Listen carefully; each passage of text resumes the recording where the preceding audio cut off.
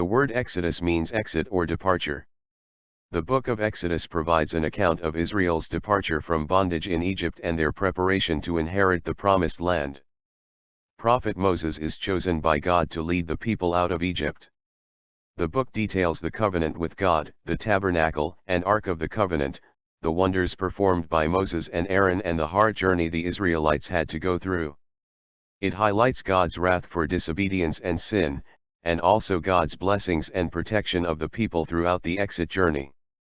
The people who went to Egypt with Jacob, each with his family, Reuben, Simeon, Levi and Judah, Issachar, Zebulun and Benjamin, Dan and Naphtali, Gad and Asher. The descendants of Jacob numbered 70 in all. Joseph was already in Egypt. Now Joseph and all his brothers and all that generation died, but the Israelites were exceedingly fruitful, they multiplied greatly, increased in numbers and became so numerous that the land was filled with them. Then a new king, to whom Joseph meant nothing, came to power in Egypt. Look, he said to his people, the Israelites have become far too numerous for us. Come, we must deal shrewdly with them or they will become even more numerous and, if war breaks out, will join our enemies, fight against us and leave the country. And so began the king's war on the Israelites. They put slave masters over them to oppress them with forced labor. But the more they were oppressed, the more they multiplied and spread, so the Egyptians came to dread the Israelites and worked them ruthlessly. They made their lives bitter with harsh labor in brick and mortar and with all kinds of work in the fields. The king of Egypt said to the Hebrew midwives, when you are helping the Hebrew women during childbirth on the delivery stool, if you see that the baby is a boy, kill him, but if it is a girl, let her be alive. The midwives, however, feared God and did not do what the king of Egypt had told them to do. Then Pharaoh gave this order to all his people, every Hebrew boy that is born you must throw into the Nile, but let every girl live. Now a man named Amram of the tribe of Levi married a Levite woman named Jochebed, and she became pregnant and gave birth to a son named Moses. Fearing that the son will be thrown into the river, Jochebed hid her son. But when she couldn't hide him any longer, she got a papyrus basket, placed him in it and put him along the bank of the Nile. The Pharaoh's daughter spotted him when she went to bathe. She told the maids to go get the basket and saw a baby. She felt sorry for him. She arranged for a Hebrew woman to nurse the baby. When the child grew, the women took him to the Pharaoh's daughter and he became her son. One day, after Moses had grown up, he went out to where his own people were and watched them at their hard labor. He saw an Egyptian beating a Hebrew, one of his own people. He killed the Egyptian. When Pharaoh heard of this, he tried to kill Moses, but Moses fled from Pharaoh and went to live in Midian. There he married Zipporah and she gave birth to a son, and Moses named him Gershom. Moses was tending the flock of Jethro his father-in-law, the priest of Midian, and he led the flock to the far side of the wilderness and came to Horeb, the mountain of God. There the angel of the Lord appeared to him in flames of fire from within a bush. Moses saw that though the bush was on fire it did not burn up. So Moses thought, I will go over and see this strange sight, why the bush does not burn up. God called to him from within the bush, Moses, Moses. And Moses said, Here I am. God told Moses that he is concerned about the misery and sufferings of the Israelites, through the oppression of the Pharaoh, and that he wants Moses to bring the people out of Egypt. But Moses said to God, Who am I that I should go to Pharaoh and bring the Israelites out of Egypt? God said, I will be with you. Moses said to God, Suppose I go to the Israelites and say to them, The God of your fathers has sent me to you, and they ask me, What is his name? Then what shall I tell them? God said to Moses, I am who I am. This is what you are to say to the Israelites, I am has sent me to you. God told Moses to tell the Israelites that the God of Abraham, Isaac, and Jacob has promised to get them out of Egypt to a land flowing with milk and honey. Moses still doubted, asking, What if they do not believe me or listen to me and say, The Lord did not appear to you? Then the Lord said to him, What is that in your hand? A staff, he replied. The Lord said, "Throw it on the ground." Moses threw it and it became a snake. He picked it up by the tail, it turned back into a staff. Then the Lord asked Moses to put his hand inside his cloak, and when he took it out, the skin was leprous. It returned back to normal when he put his hand back into the cloak again. Then the Lord said, "If they don't believe the two signs, then take water from the Nile River and pour it on dry ground, it will turn to blood." But Moses said to the Lord, "Pardon your servant, Lord. I have never been eloquent, neither in the past nor since you have spoken to your servant. I am slow of speech and tongue." And asked to send someone else. The Lord then decided that Aaron will go with Moses to see the Pharaoh. Moses and Aaron went to Pharaoh and said, "This is what the Lord, the God of Israel, says, let my people go, so that they may hold a festival to me in the wilderness." Pharaoh said, "Who is the Lord, that I should obey him and let Israel go? I do not know the Lord, and I will not let Israel go." The Pharaoh adamantly refused to let them go. Instead he made it more difficult for the Israelites to do work. The slaves were beaten and tortured for not performing their work to fulfill the overseer's increased demands. Moses returned to the Lord and said, "Why, Lord, why have you brought trouble on this people? Is this why you sent me? Ever since I went to Pharaoh to speak in your name, he has brought trouble on this people, and you have not rescued your people at all." God reminded Moses that he will uphold the covenant he had made with Abraham, Isaac, and Jacob, and he will free them from being slaves, and redeem them with mighty acts of judgment. "I will take you as my own people, and I will be your God," he said. The Lord commanded Moses and Aaron to speak to the Pharaoh again, and also tell him of the calamities that will befall him if he refuses to let the Israelites go. The Lord said to Moses and Aaron, "When Pharaoh says to you, 'Perform a miracle,' then say to Aaron, 'Take your staff and throw it down before Pharaoh, and it will become a snake.'" Which they did. Yet Pharaoh's heart became hard and he would not listen to them, just as the Lord had said. Then began the 10 plagues in Egypt: blood, frogs, lice, flies, livestock, boils, hail, locust, darkness, death of firstborn. Even with all this plagues in Egypt, the Pharaoh refused to let the Israelites go out of his country. Then God tells Moses that he will pass through Egypt and strike down every firstborn of both people and animal. The Israelites are to take some of the blood of Passover lambs and put it on the sides and tops of the door frames of the houses. "The blood will be a sign for you on the houses where you are, and when I see the blood, I will pass over you. No destructive plague will touch you when I strike Egypt." The Lord struck down all the firstborn in Egypt. Pharaoh summoned Moses and Aaron and said, "Leave my people, you and the Israelites go, worship the Lord as you have requested. Take your flocks and herds, as you have said, and go. And also bless me." The Israelites journeyed from Ramses to Succoth. The length of time the Israelite people lived in Egypt was 430 years. God was with the Israelites as they traveled. To guide them, the Lord went ahead of them in a pillar of cloud to guide them on their way, and by night in a pillar of fire to give them light, so that they could travel by day or night. Pharaoh and his officials changed their minds about them and said, "What have we done? We have let the Israelites go and have lost their services."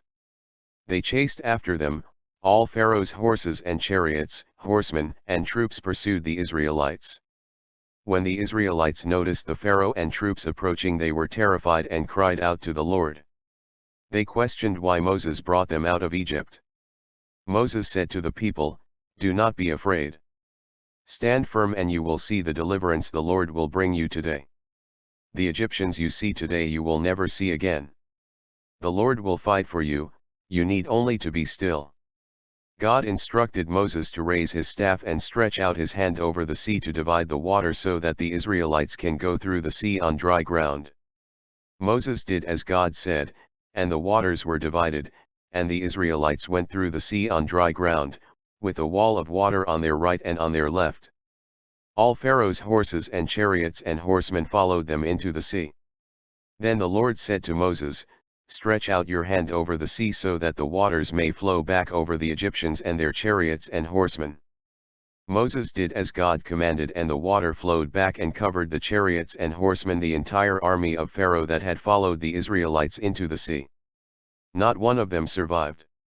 And when the Israelites saw the mighty hand of the Lord displayed against the Egyptians, the people feared the Lord and put their trust in him and in Moses his servant. Moses and the Israelites moved on with their travel to the promised land. The people complained about not having food and also water. God provided food, quail and manna, and also commanded Moses to strike a rock with his staff to produce water. After 3 months the Israelites reached the desert of Sinai. God said to Moses to tell the people, "If you obey me fully and keep my covenant, then out of all nations you will be my treasured possession. Although the whole earth is mine, you will be for me a kingdom of priests and a holy nation." These are the words you are to speak to the Israelites. Moses relayed the message to the people, and people all responded together, "We will do everything the Lord has said." The Lord said to Moses, "I am going to come to you in a dense cloud, so that the people will hear me speaking with you and will always put their trust in you." The Lord then spoke the 10 Commandments. 1. You shall have no other gods before me. 2. You shall not make idols. 3. You shall not take the name of the God in vain. 4. Remember the Sabbath day to keep it holy. 5. Honor your father and your mother. 6. You shall not murder. 7. You shall not commit adultery. 8. You shall not steal. 9. You shall not bear false witness against your neighbor. 10. You shall not covet. God wrote the 10 Commandments on stone tablets and gave them Moses to share with all the Israelites soon after they left captivity in Egypt. Exodus 20:1-26, Moses reiterated them 40 years later in Deuteronomy 5:1-22, as the Israelites neared the promised land. These commands are considered the basis for moral, spiritual, and ethical conduct by Jews and Christians alike. The Lord proceeds to speak in very specific detail about the laws that were given. Exodus 21-24. Exodus 25-31. God then gives Moses the details to build the tabernacle and the ark, and it includes the detailed processes that is required to be followed, for the following areas. Offerings for the tabernacle. The ark. The table. The lampstand. The tabernacle. The altar of burnt offering. The courtyard. Oil for the lampstand. The priestly garments. The ephod. The breastpiece. Other priestly garments. Consecration of the priests. The altar of incense. Atonement money. Basin for washing. Anointing oil. Incense. Exodus 31. The Lord had also selected the designer Bezalel son of Uri, the son of Hur, of the tribe of Judah, and said, "I have filled him with the Spirit of God, with wisdom, with understanding, with knowledge, and with all kinds of skills to make artistic designs for work in gold, silver and bronze, to cut and set stones, to work in wood, and to engage in all kinds of crafts." Lord had also appointed Oholiab son of Ahisamach, of the tribe of Dan, to help build the tabernacle and ark. This tabernacle could be taken up and moved each time they changed locations while wandering in the wilderness. The tabernacle was a temporary dwelling place for the Ark of the Covenant and the other holy items that the Israelites were instructed to use in the worship of and sacrifice to God. The golden calf.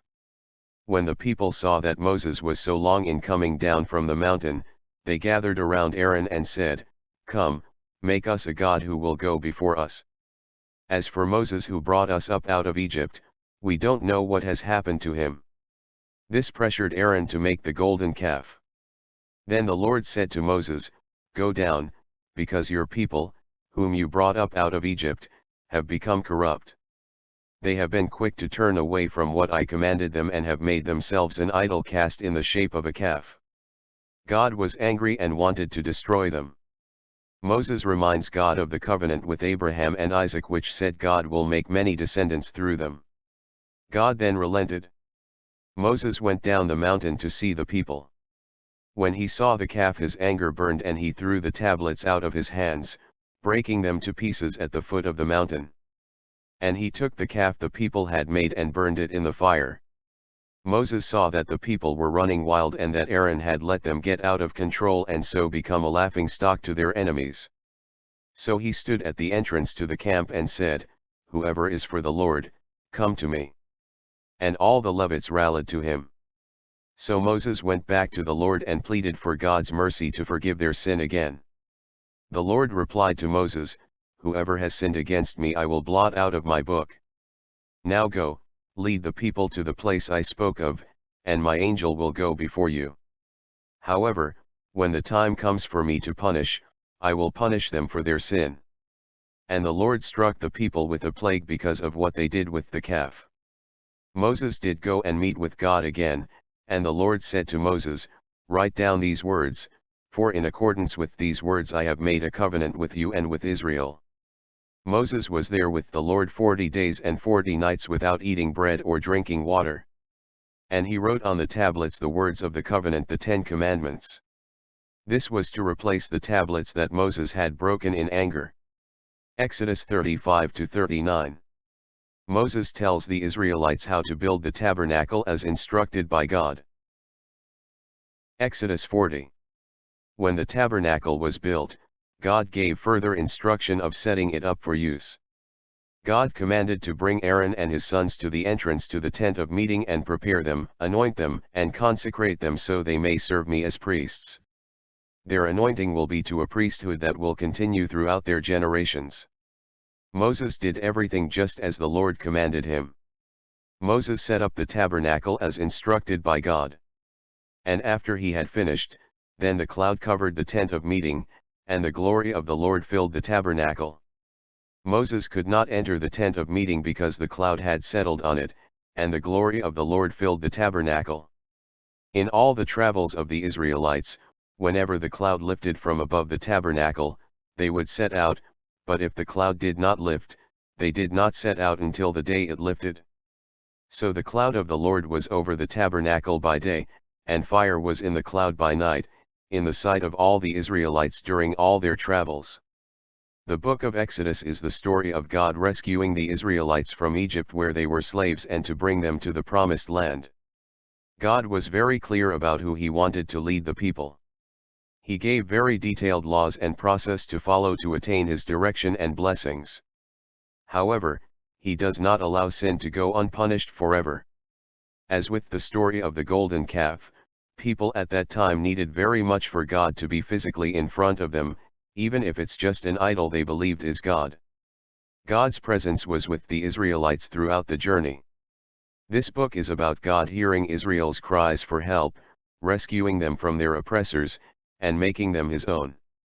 God makes a solemn, binding agreement with the people of Israel, establishing himself as their God and them as his people. This relationship comes with certain expectations, with benefits for the Israelites if they uphold their end of the agreement, and consequences if they do not.